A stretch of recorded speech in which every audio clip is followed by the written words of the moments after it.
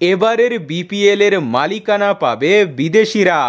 BCB এবারের বিপিএলকে আলাদাভাবেই আয়োজন করার পরিকল্পনা করছে। বিদেশিদের সুযোগ দেওয়ায় অনেক নামি দামি ফ্রাঞ্চাইজি আগ্রহ দেখাচ্ছে দল নেওয়ার জন্য, কিন্তু 2021 সাল থেকে বিপিএল এ দল নিতে চায় আবুধাবি টি10 লিগের দল বাংলা টাইগার্স।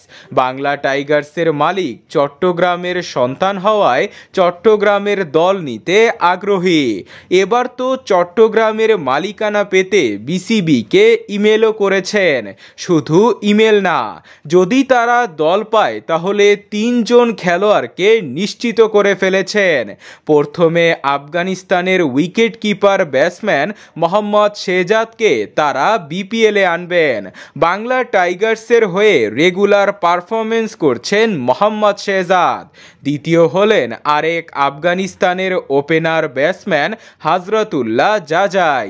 যদি বাংলা টাইগার্স বিপিএল খেলে তাহলে তাকেও দেখা যাবে। সর্বশেষ যাকে দেখা যাবে তিনি হলেন শ্রীলঙ্কার পাওয়ারফুল অলরাউন্ডার দাসুন সানাকা। তিনিও বাংলা টাইগার্সের হয়ে রেগুলার পারফরমেন্স করেন। তো বন্ধুরা, যদি বাংলা টাইগার্স বিপিএল খেলে তাহলে এই 3 জনকে দেখা যাবে।